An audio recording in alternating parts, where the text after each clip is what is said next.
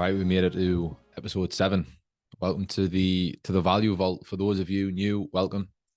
Now, the intention behind the podcast, the whole brand, everything that I feel like I do in life is it's tailored around just providing value, providing impact, and especially with the Value Vault podcast, my intention within it is to help you realize the potential that's actually inside of you, that we all have inside of us, and take it a step further and help ignite the courage for you to actually tap into it and realize it and create that life with more meaning, more purpose, more clarity, more direction.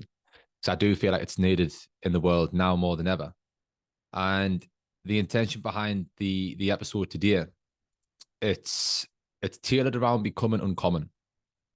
And I think it's especially needed as a conversation for many reasons, really. And I think some of them, to go through them, is the first one is that if we want to have something we've never had, then it means we've got to do something we've never done. And if we want a different life than the majority of people get to live, then we've got to do things that the majority of people don't actually do. To live an extraordinary life, we've got to do extraordinary things. We've got to do things out of the ordinary.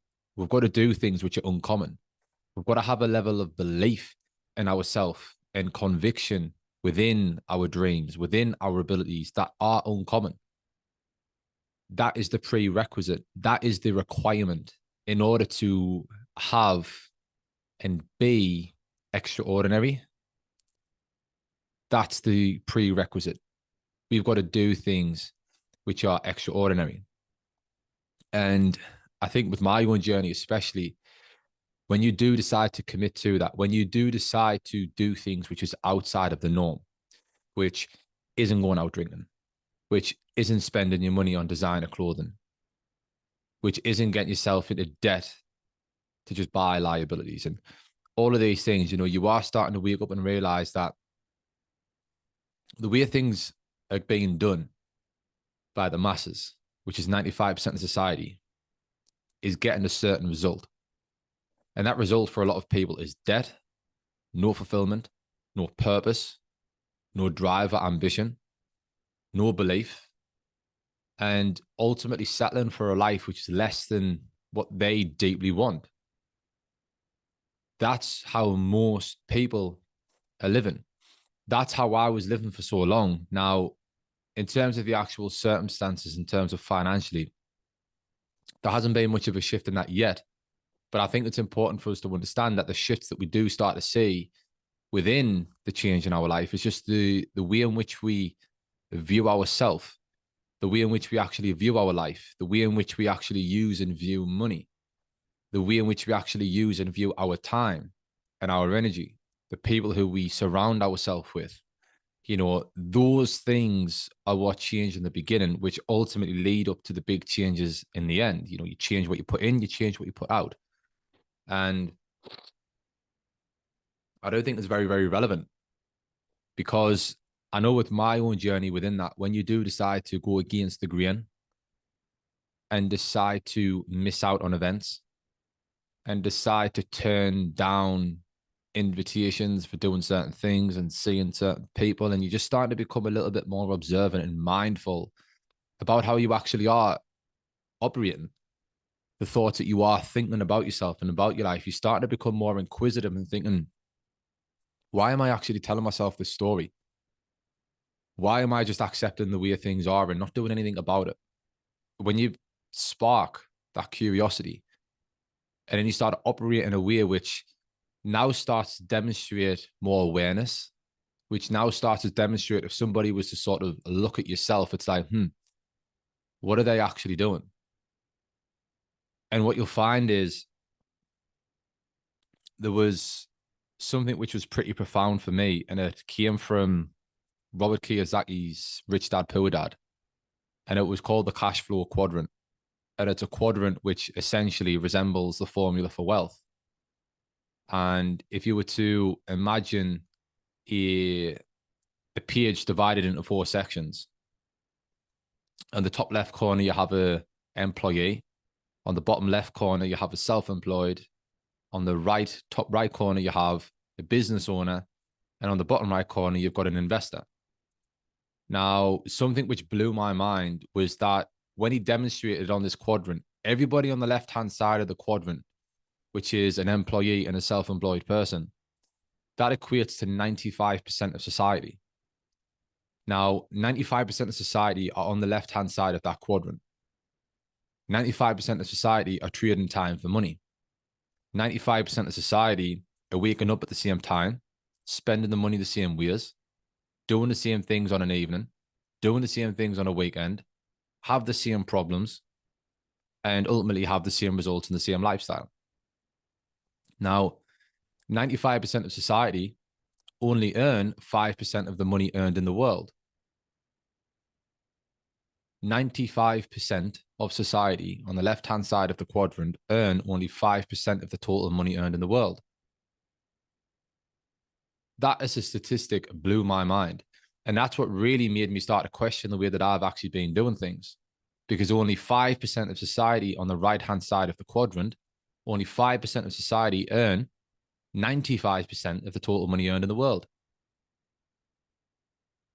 So the reason why I've mentioned that is because the reason why it's essential for you to become uncommon, for you to do things which are uncommon, is because if you do what everybody else does, you will get what everybody else has.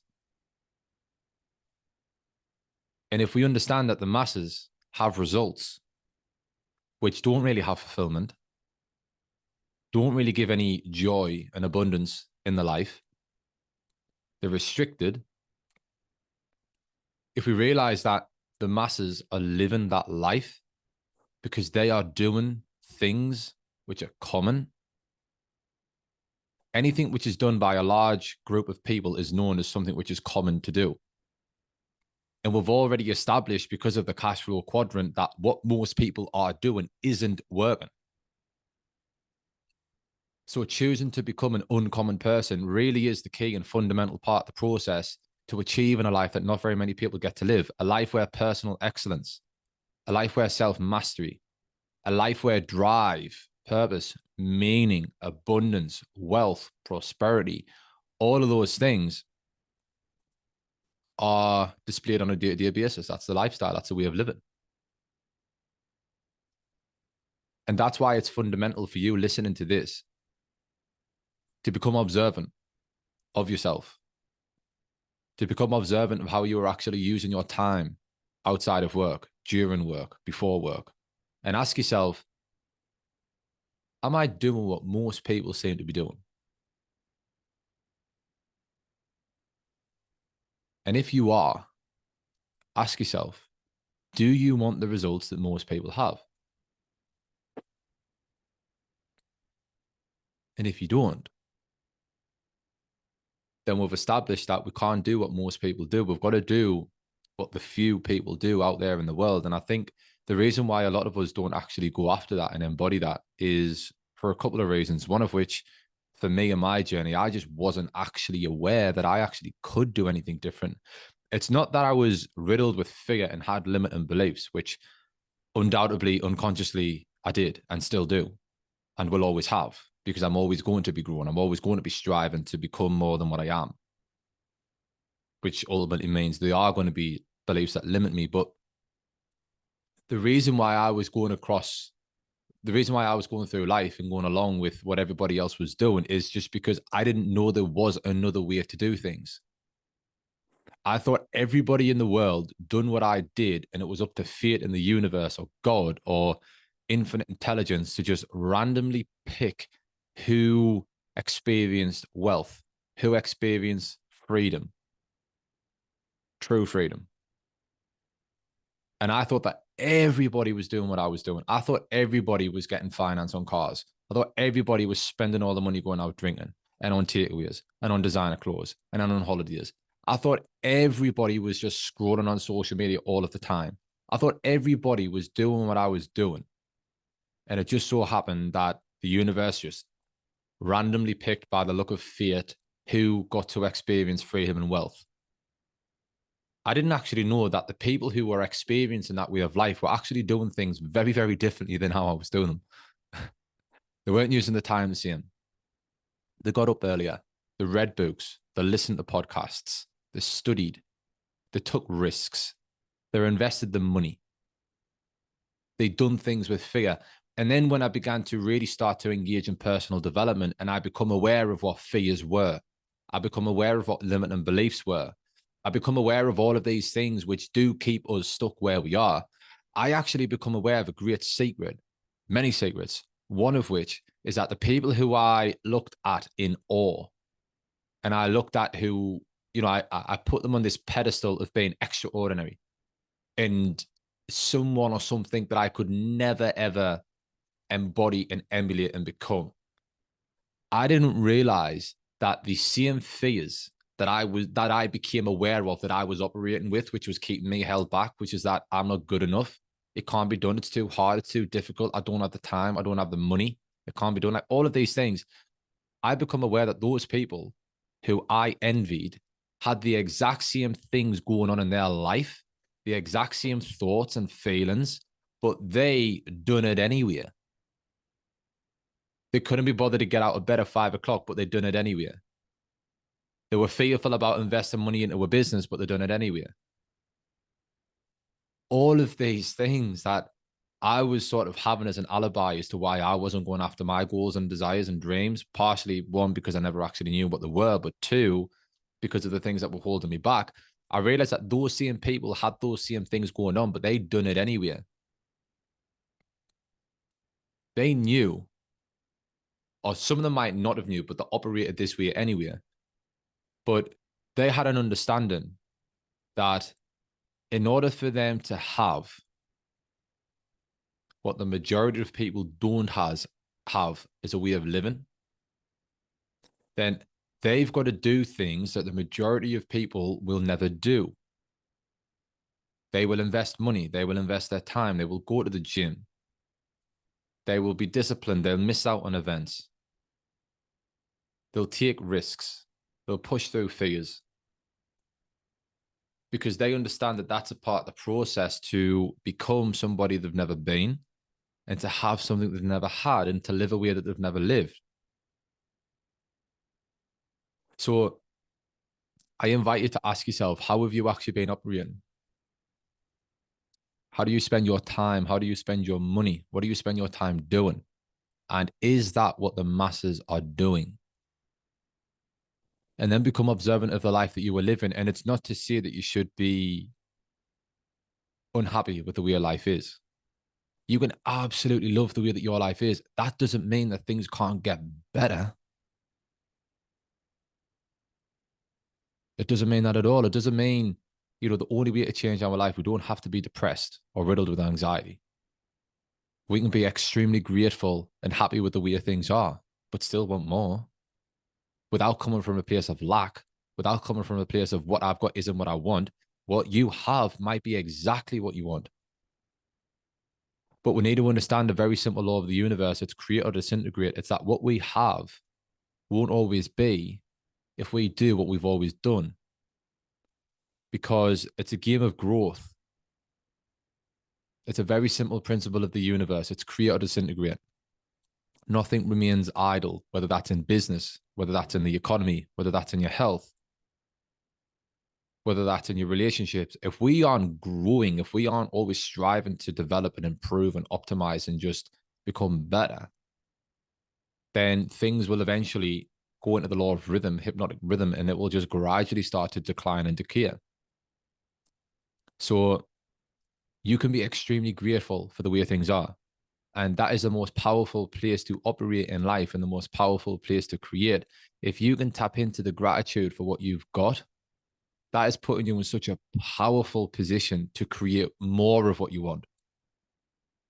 Because if we aren't grateful for what we have now, then the lie is that we will be grateful when we get this thing. It's a lie.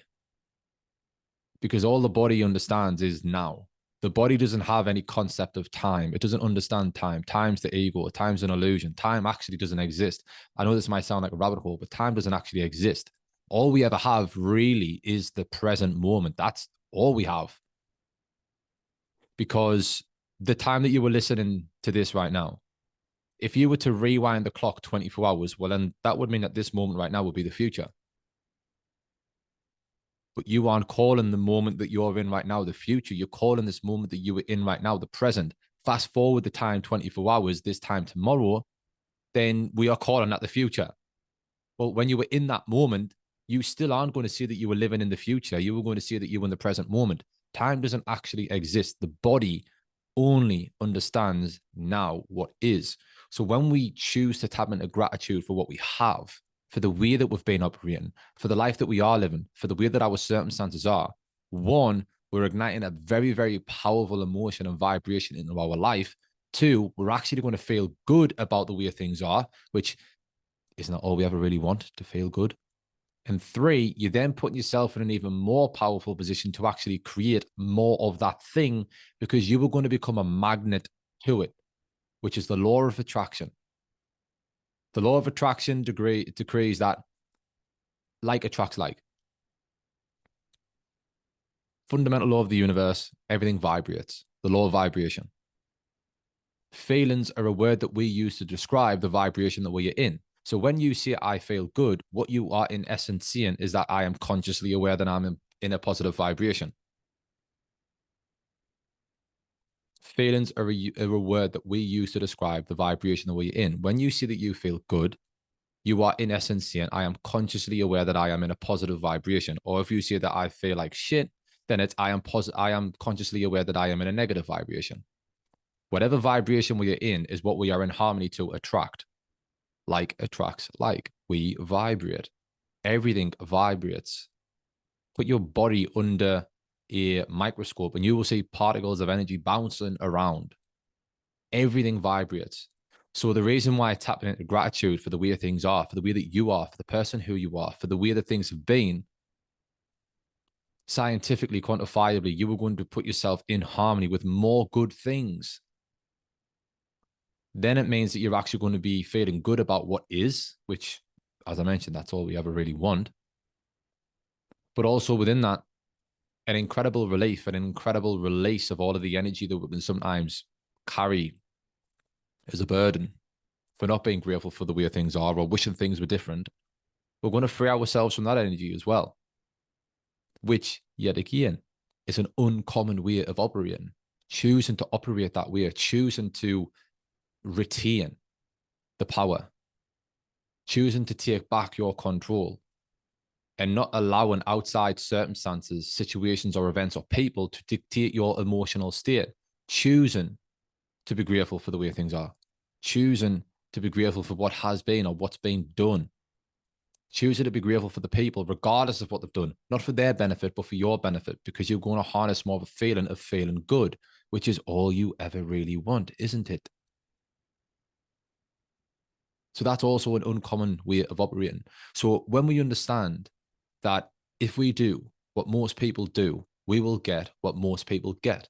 If I wake up at the same time that everybody else wakes up, and if I do the same thing that most people do when they wake up, which is scroll on a phone or think about the problems or dwell about the past, then if I just get ready for work and go to work, listen to the radio, listen to the news, and then just go to work, and then on my breaks, scroll or chit chat, and then come home and then scroll even more, and then watch Netflix or smoke some joints or have a couple of drinks and then go to sleep and then wake up and do that same thing 5 days out of 7. And then on the weekend, go out drinking or go out partying or just chilling out and zombifying.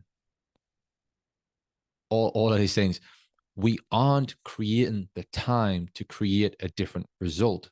We aren't using our time to create a different result. If we keep doing what we've been doing, then you're going to keep getting what you've been getting. And that is a principle and a law that applies to everybody. And this is a journey that I'm on myself as well. I am by no means perfect. I am 100% on this journey of improving.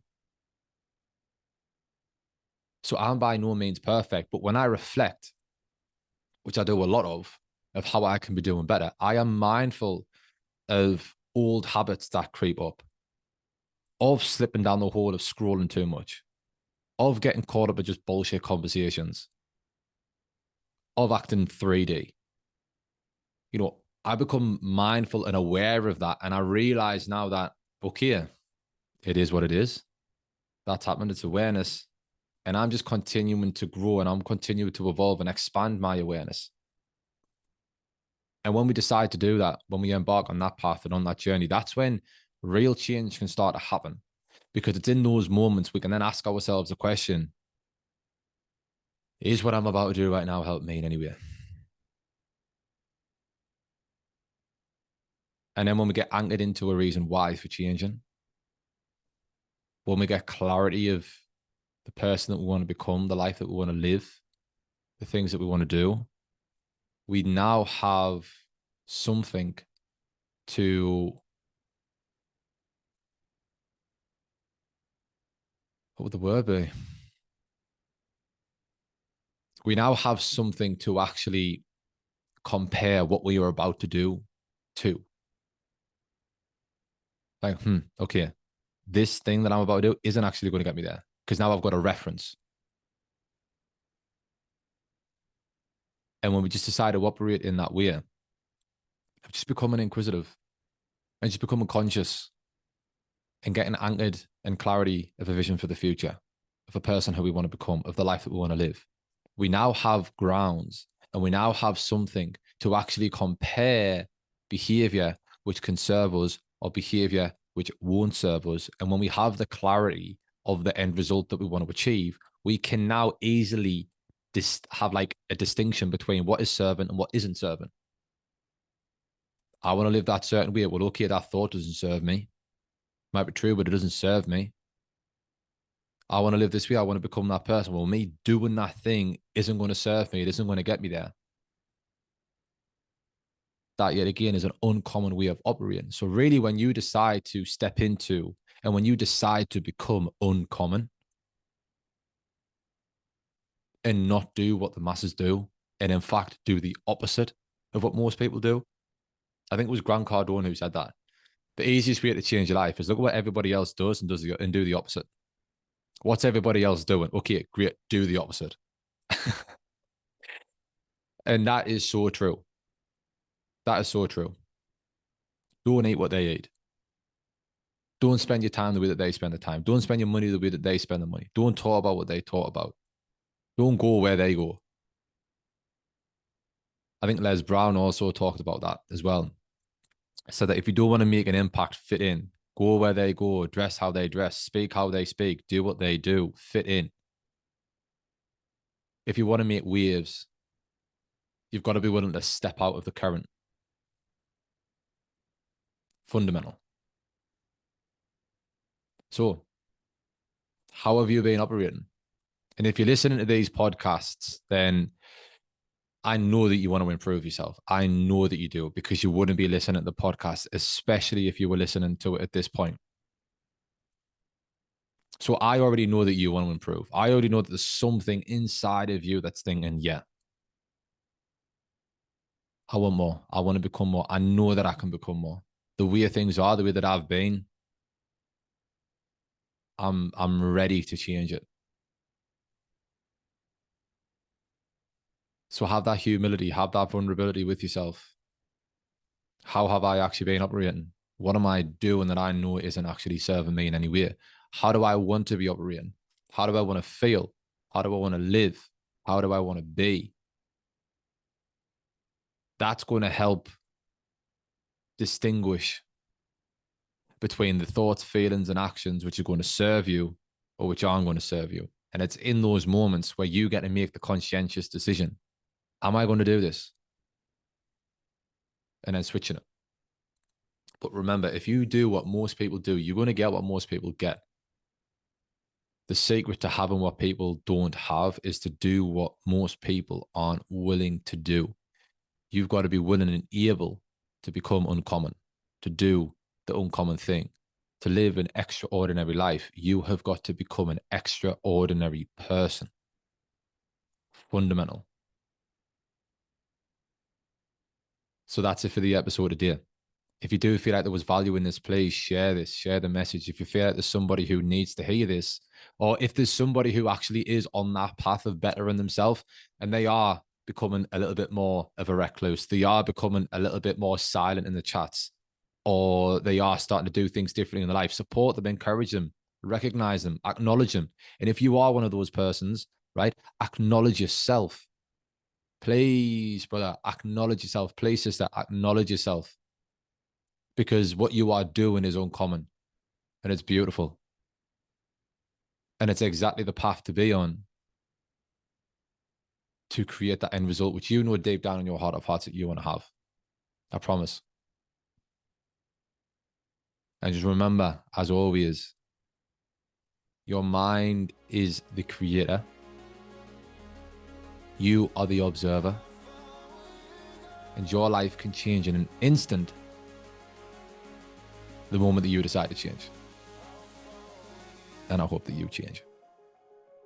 Peace out.